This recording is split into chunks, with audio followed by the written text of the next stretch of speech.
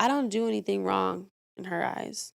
And it's very like refreshing to be able to start new with somebody. That makes sense. Even though she's a little person. It's kind of just like I'm going to be who I want her to see me as. Anything that has happened before, she literally knows nothing about. So, I get to start over and she gets to look at me like I'm the best person in the world. This is Sad Boy Radio. What's going on, everybody? Welcome back to Sad Boy Radio. I'm your host, Matt, and today, man, we got a special guest in the building. And she DJ'd at PR Fest this past year, handpicked by King Inez to DJ her birthday party at Era. You're the official DJ for Neo Gang. Go ahead and introduce yourself. My name is Bae Wicked. Um, I don't know. I've been DJing for like 6 years now. I'm loving it. Talk about the experience of DJing, the Puerto Rican Fest. I know, obviously, like, that had to have been on your bucket list at some point, right? They reached out to me. I was super happy about it because I had never DJed a fest before, and I'm Puerto Rican. So I don't know. It was surreal. It was like when I got on the stage and I like plugged up the sound, everything was just like, damn, like I'm really doing this. What do you want to accomplish before you call it a career as a DJ? I really want to travel more with DJing.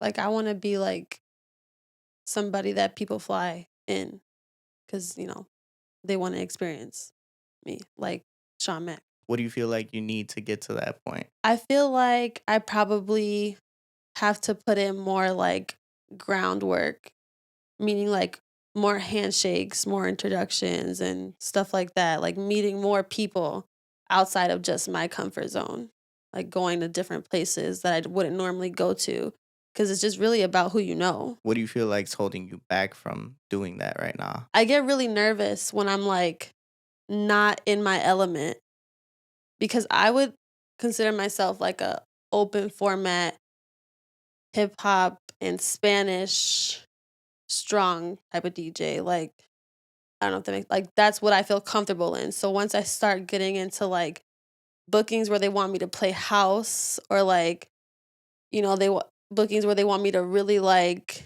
go Chicago and play like all the underground stuff that I don't know like unless I'm hearing it cuz I don't really listen to it that much. So it's like yeah, I feel like I'm too stuck in my comfort zone. Obviously, over this time period, you've been DJing for 6 years. You built yourself a reputation in Chicago where a lot of people know you. Over the past couple years, you've been involved in, your own personal struggles. You've been involved in a very public relationship, which we'll talk about later. Overall, what do you feel like's the biggest hurdle you've had to overcome as a DJ? I would say leaving the scene and coming back and still being Bae Wicked. You know what I mean? Like, because I had got pregnant. So I was still working, but then I wasn't as out as much. So I really wasn't in the scene that much, except for at like my own parties, my own brunches. Coming back from that and then literally like 6 months later getting into an accident, having to be back out. And then coming back from that, people weren't seeing me. And in the industry, when you're not seen, you're forgotten about. So, you know, I just felt like I wasn't out that much and it was hard for me to come back. And I felt like I was at my prime too. Like right before the accident, I felt like I was like getting booked all the time. My schedule was full. I was like going crazy at every event that I did. And then I just feel like leaving, coming back was slow for me. It was like it took a minute for people to believe that I could still do it because I had been out for so long. Real quick, I want you to talk about the experience of, having to step away because you were about to have a kid, you were about to start a family. For a lot of people, that's not the case. They don't have to take that step back. A lot of DJs are male DJs. So that's not a struggle they ever have to deal with. They have a family at home, they have, their wife, girlfriend at home, and they're at home. They're not being almost barred from doing what they love because of, a physical condition at that moment. So for somebody who doesn't have to experience that? Talk about that experience real quick. For the most part, you really just feel kind of like left out of things, I guess I would say. And yeah, there aren't that many girl DJs, but it's like I don't know. I don't know. I just feel like really it was a left out thing for me. And I'm a type of person that likes to be in the mix. And like it just is like the separation from people really starts to like bother you. Even though like you're just having a baby or whatever, it's still kind of like you want to be doing that. Like I said, it's not something I'll ever have to deal with. I'll never have to step away from something I love because I'm literally creating a new life. So I mean, props to you, right? I'm becoming a mom. You're doing your thing now. And like you said, you stepped away and you made the effort to come back and come back even stronger than before. Where did that place you mentally? You had to step away because when you had the kid, came back, then you got into a car accident. That car accident did some extensive damage. That accident changed my entire life. My entire life. Like just who I was as a person. I don't know. I shifted completely. Like I don't know. I feel like I was so down mentally during that time. Like and I was like losing friends because I'm just like pushing everybody away. I'm on like heavy antibiotic like drugs like and it's just like I'm like lost. That was just like the literally the worst thing that could have ever happened to me at that time because I felt like I was like at my peak, like I was saying, and then it just completely started me like all over. And I don't know, it really made me like I wouldn't say I was proud of like how I acted to people when I was like dealing with that. It messed me up like so bad, like in the head. I feel like I was always like crying about it. Like there was times where like I literally couldn't move because I was like trying I was trying to get myself to stop taking the cuz they gave me oxy. Yeah. They gave me oxy. So it was super heavy. So I was trying to like come off of it because I could tell that I was starting to be like, I need to take it. I was taking it right on the hour as soon as I could. Like, so one day I just didn't take it and I literally couldn't move. I had to take it. Like, someone had to go get it for me so I could take it because I literally could not move my body. But I was just trying to like wean myself off because I could tell the type of person that I was becoming. And I was like, it was hard. I don't know. It was really just like a terrible time. Mhm. Like, and it would seem like everybody was affected by it. What do you feel like's a specific relationship that took a large hit? It was really just like two important relationships, like the one with Dre, and then I had these two friends that I was really close with at the time. And it put like such a strain on me, and I kind of gave that to them during that time. Do you feel like there was a dependability that you've had on them, or what do you feel like was causing that strain mostly? I feel like I was like being like forgotten, Mm. really. People were still going. And like now I feel like that shouldn't have been something that I was hurt by because of course people should still be going. Just because I'm fucked up doesn't mean like everyone else should be fucked up. But I don't know, I was just in a really bad mindset. So you feel like that created a resentment? I could definitely understand that, right? Something bad happens to you and you want people to care, and they can show you as much as they want that they care, but it's not going to change the situation. Nothing about what happened to you is going to change, and it's going to create resentment. It's going to be create anger inside of you. And how do you really get rid of that, right? And it's almost like, well, now I got to take it out on the people that are surrounding me every single day. It's not healthy. It's not fair. Yeah. But in reality, that's what happens to most people. And that's the route most people would end up taking, right? It's just like, when you lose people, right? Whenever somebody passes away in your life, you want the world to stop. It feels like to honor this person, the world needs to stop. But life just keeps going. The world stops for nobody. and it's something that I don't know if you listen to Ed Sheeran, but Ed Sheeran has talked a lot about it a lot in his recent album Subtract. The albums mainly revolved around his friend who passed away. His name's Jamal Edwards, and he makes a song called Life Goes On. He felt like the world should have stopped because he passed away, just like when the Queen of England died. The world stopped for 2 whole days to, Mhm. observe what was going on and pay their respects. But not everybody gets the same treatment, unfortunately. Right.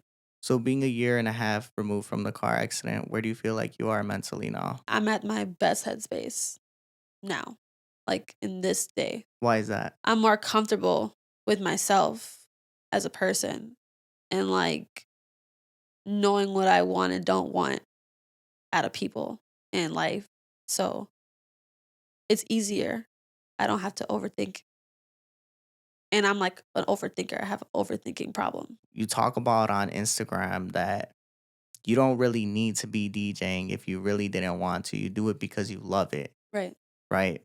Hmm. And it's like, that's how you know, right? I'm starting to outgrow certain things I used to be a part of. I'm outgrowing certain scenes. I'm outgrowing certain people, outgrowing a lot of things in your life. Hmm. What do you feel like sticks out from all of those the most? I feel like I've outgrown being underappreciated. So, like, things I used to deal with, I just feel like, why? Like, why did I ever even deal with that? And I don't know, for some reason, it's like something switched in my head and I just started thinking that way. Like, for like DJing, like, you want to pay me less than what I deserve. Why would I be okay with that? So I just basically stopped being okay with that. There's pros and cons to that, but I would rather stick to that than feel like I just did all this and I just put on a show and I really did my thing and you're going to pay me less than my minimum. Just feel like that's like a slap in the face when I am the party. Besides the people, the DJ is the next important person. The DJ is the most important person. There's a person that turns up the party. But you need the people first. But without the DJ, you're not able to create a vibe. You're not able Right. to create any type of energy. You Hmm. could put 100 people that don't know each other in a room, and I doubt half those people are gonna talk to each other. They're just going to stand there like, You feel like that approach to life has started because now you feel like you appreciate life more after the accident. it really did affect me like in a huge way like that to really just change my whole outlook on everything and to appreciate little things, you know? Like like yeah, your friends still go out without you, but at least they still come over sometimes instead of just being mad. Like, I don't know. It definitely did something like that to me. What role do you feel like it played when it came to, you just had a baby at the time? There's certain things you can't do anymore because of that. I had to wear the neck brace 24/7. So, she couldn't really sleep with me. I couldn't really hold her like I would have to like put my arms like off, like it would be uncomfortable. Um my friends at the time were coming over to help take care of her. So like it was hard. It was like sad cuz it's like now I can't do anything for Bae. So I just felt shitty about it. I couldn't be left alone with her either. Mm. And then it's like when I take the medicine, I can't do anything then either. It's like a sleep thing. And it's like not a short nap, like a 5-hour sleep every time I take the medicine. So do you feel like it made you feel inadequate to a point? I knew that I couldn't do it for a reason. I wasn't just not doing it. So like I wasn't like coming down too hard about the Bay thing because her dad was also there. So it's like it's his job to do that too. I would think that something like that happens to somebody, and there's all these different factors that play into the things that are making them feel down, right? There's the fact that I can't move around. I can't carry certain things. I can't, like you said, I feel forgotten because now I can't be around the people that I'm used to being around. I can't be around the scene I'm used to being around. Hmm. And this is why I asked you this question. And I don't mean to like dig, so hard, But I ask you it because I feel like that might be the biggest thing that's impacting you, right? Because now I just had a kid. Now I just created a new life that I'm responsible for, but I can't really do anything because of something that was out of my control. Yeah. And I know for you, mental health has been a huge thing. And that's really why I wanted you on here because you've been a strong advocate for the past year that I've, been following you. When you post your little rants on your story and, your thoughts and you're wearing your heart on your sleeve, I read that because I know that a lot of the times people just need somebody to listen. And when you don't get that response, when your almost pleads for help or your cries for help fall on deaf ears, it's like, well, what am I really doing because nobody's listening? That's literally exactly how I felt. I literally feel like I would post stuff on purpose almost to get people to try to be able to understand how I was feeling, like certain songs. Like I've done this recently. I've gone back in my archive on Instagram and I've scrolled to that time in my life. And if you just saw like all the stuff that I was sharing or saving, like all just depressing ass shit. Just like I don't know, when I go back and look at that, it literally makes me like sad because I'm like, damn, like I was really feeling like that and I feel like nobody was really seeing me. Like it was bad. It was real bad. But I was in my head a lot with the overthinking. Realistically, do you feel like it was you overthinking that nobody cared, or do you feel like it was almost your reality at that point? I don't want to say that nobody cared, but I expected more. I don't know. I don't know what exactly I expected, but I felt like I don't know. I felt like it was just kind of like, oh, like that's so sad, you know. And that's like, is it? I don't know. I just feel like I'm always that person for people, so I just want that type of energy back. Which is what you said, right? Expecting yourself from others or people expecting more from you than they would do for you. Everybody wants something from somebody, but they're not willing to give the same. And it's like, how much do I got to do in order for you to care or for you to see, like, I need just as much from you? Something you mentioned was learning who you are again. Through this year and a half, you've been able to find yourself with the mental health thing. You went away for a little bit. You took a trip and you had posted on Instagram like, I don't want to come back. Like I didn't want to come back. What was going on at that time? I think that's when me and Dre broke up, and I also didn't have my friends because I we still weren't cool from when we got into it during the accident. So I was really just like that was when I lived in the city. So I lived in the city with my boyfriend, who I no longer was with, and the only people that I ever talked to outside of work were not friends anymore. So I left. I just I took Bay and I just left. Went to Florida.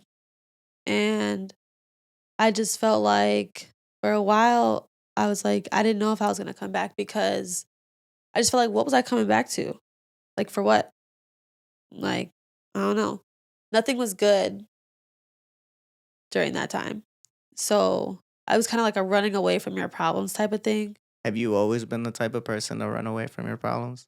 I don't know. I could say yes and no because it just depends on who it is. Like I'm a confrontational person. Like not naturally. But with people that I care about, I don't want to be like that to them.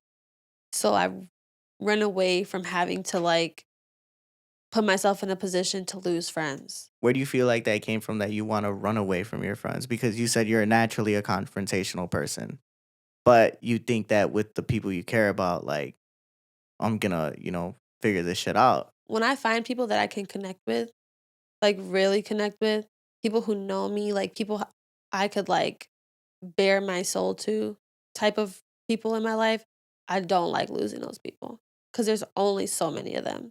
Like a handful.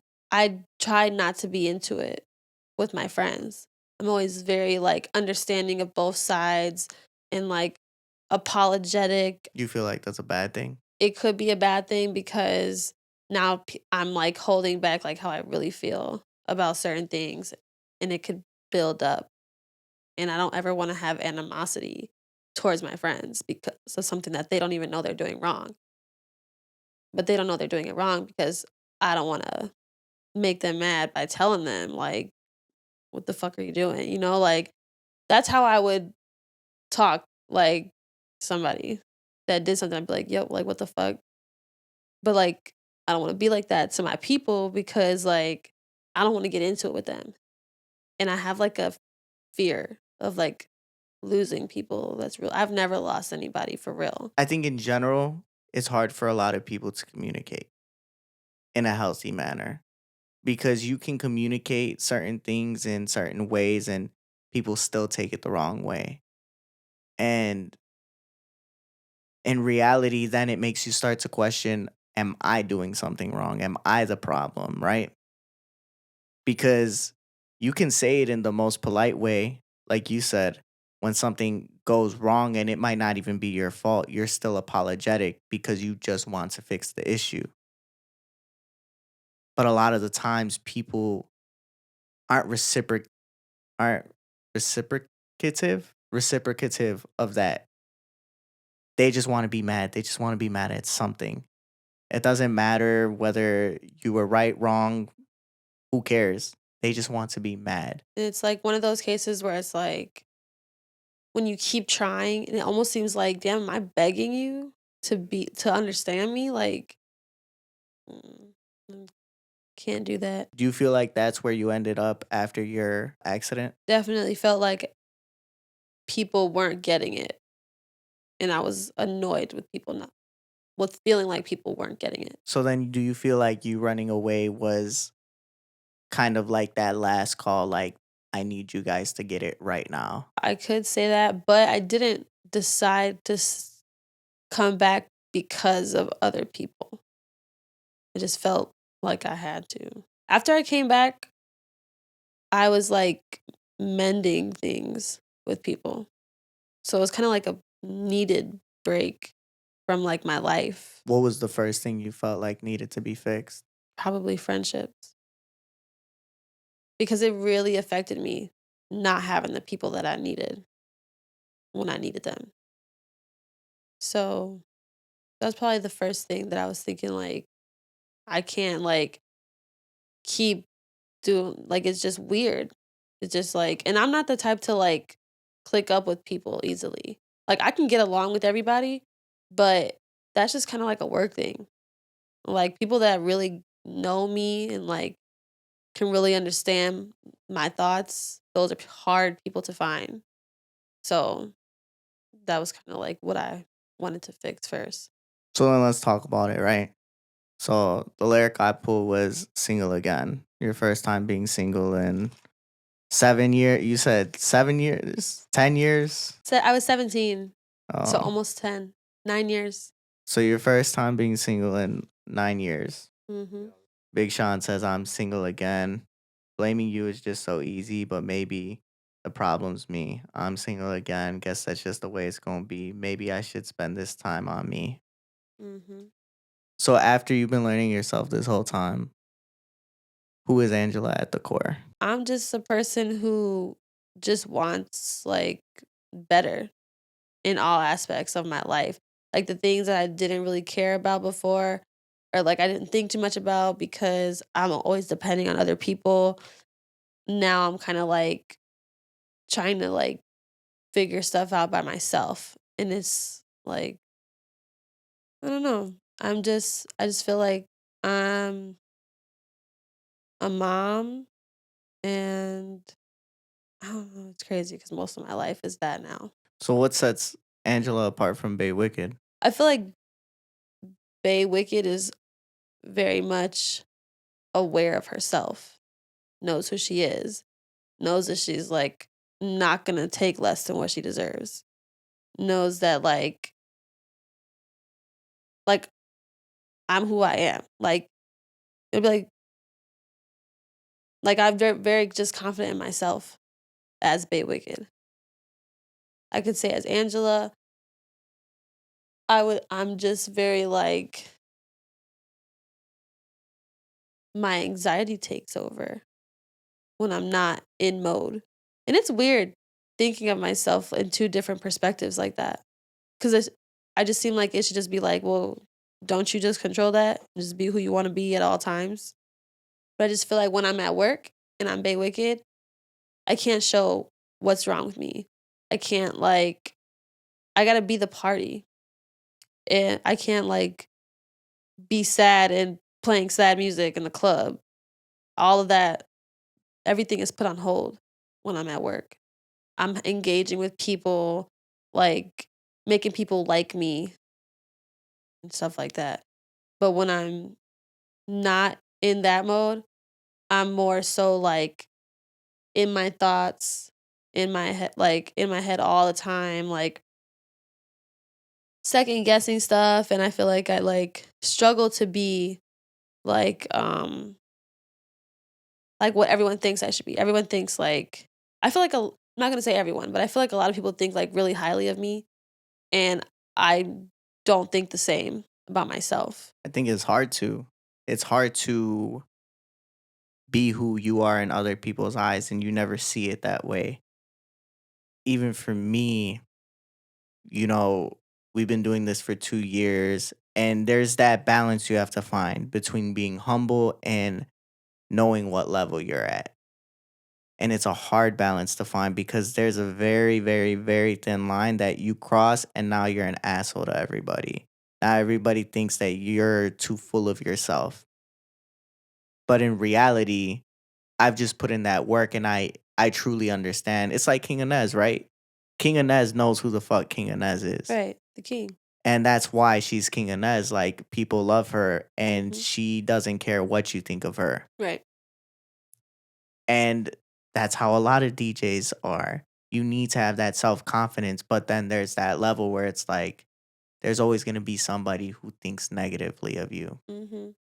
For me doing this, I claim I'm the number one podcast in Chicago because I really understand nobody else does this shit for real. Right. Nobody puts out content daily like I do.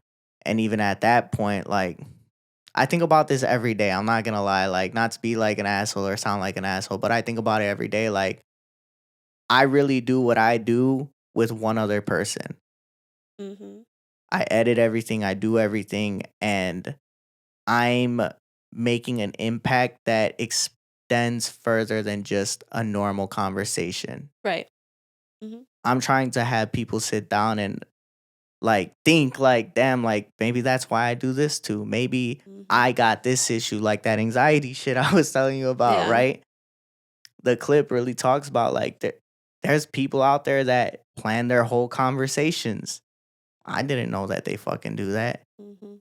But now there's people that can relate to something. Knowing where you stand and understanding different personalities that you got to tap into, and it's going to take you to a different place. My Instagram, it says Big Bay, and a lot of people always call me that, Big Bay, or they hype it up because I hype myself up.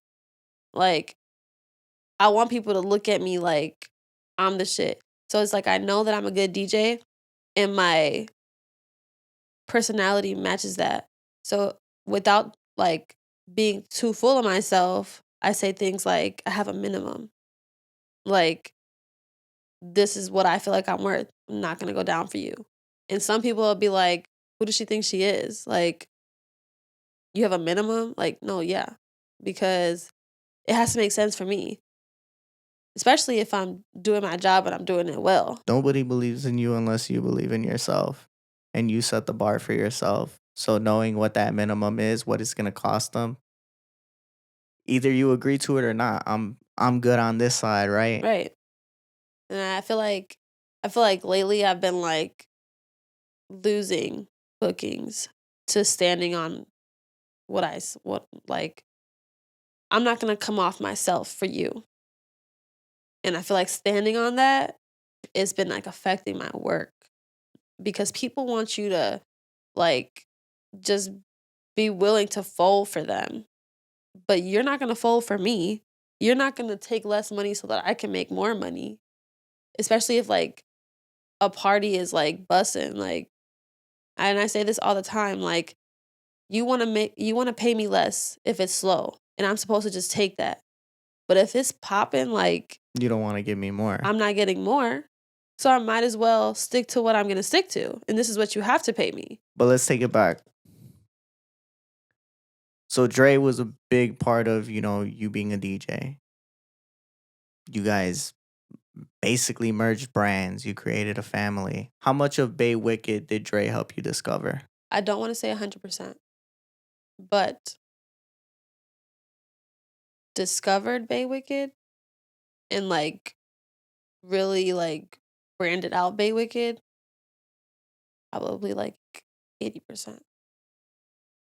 Like now it's a little different because I move a little different because the situation is different. But like teaching me like how to be and like how to work, how to find gigs, how to DJ, how to brand, how to like use social media tools to expand all of that. All that was Dre. But I would say that I did pick up and eventually like I know it now. I know the industry now. I like the back of my hand. Like I know like the ins and outs and I'm only getting better. So I do have to like give myself credit for like the difference from like when I was with him and when I'm not. I'm more like on it about myself. I used to let him handle everything Bay Wicked related. And now it's like now that's on me. Was it a struggle at first when you had that separation to, start doing it on your own? I actually wasn't DJing for like a month. Like when I left, when I went out of town or whatever, that was like 2 weeks and I came back. And then I don't really remember how I started back. I really don't have no shame because like I'm not like afraid or like to say like that he taught me everything. What I did with it is what matters. Giving your flowers to somebody that helped you establish yourself, it's never a problem, right? Because without them, you wouldn't be where you are today. And that's not to say you didn't put in the work to achieve what you've achieved, but you also got to understand like there was people behind the scenes, right? When it comes to this, my boy Swift right here, he wasn't my original producer. My original producer I would shout out every fucking week. And that's not to say like we went different ways for whatever reason. It's not that there's no love there. It's just what makes sense, right? So, I mean, like I said, you've definitely put in your part. You've built Bay Wicked because of your work, but acknowledging that the brand started with somebody else, there's no shame in that. It originally started as like Wicked's Bay. And I just kind of like put it together because people used to talk shit like, oh, look at his little Bay and blah, blah, like, because he was older than me. So it was like people like kind of like taunted me with like, not taunted me, but like talk shit amongst themselves about like me being a little Bay. Like I wasn't important. I kind of just capitalized off of like people trying to tear me down. How much of a strain do you feel like the relationship being so public put on you guys? I feel like it didn't really strain our relationship too much, except for people trying to be like extra involved. Like we were, we're pretty open people. Like we would like post our life and lifestyle and stuff like that. So like people trying to give their input and being like, oh, I saw this over here, I saw that over here, like, and it'll be something I already know about. It's just kind of like that was kind of just like annoying because you can't go anywhere without somebody asking you about that person, even if you're by yourself. Like, it's kind of like when people are like, where's the baby? They're like, oh, where's Jay? Where's Jay Wicked? I'm like, not in my pocket. Like, what do you mean? So, yeah, it's even worse now. What changes have you noticed about yourself since exiting the relationship? It's about me.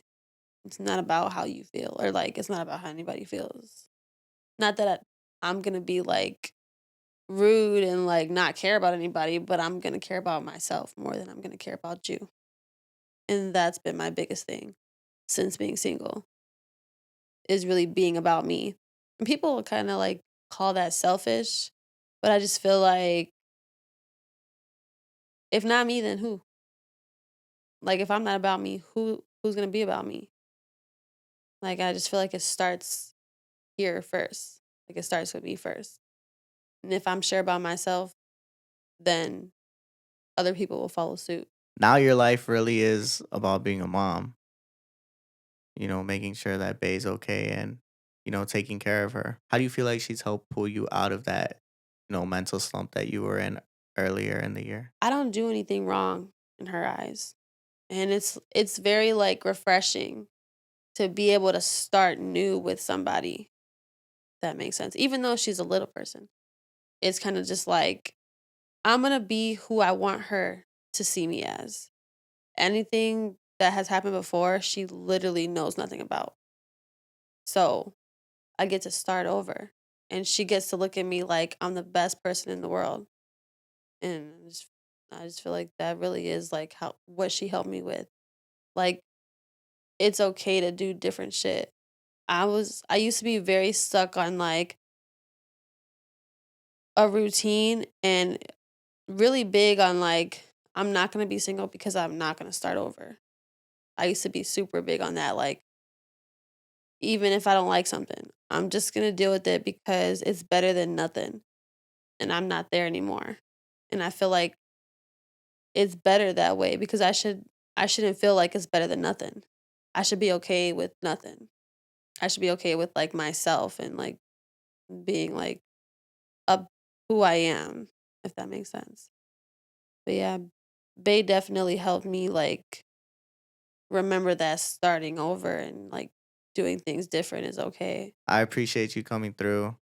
I appreciate the conversation and you just being so open. It definitely is always a pleasure to have these conversations, especially when somebody comes and shares their life with us. They don't even know us. So thank you. No problem. Make sure you guys go ahead, like, comment, and subscribe. Make sure you go ahead, check out a Bae Wicked set. She's usually at Luxor, but apparently at La Cocina on Tuesdays for Taco Tuesday. Here and there, everywhere. Sad boys for real.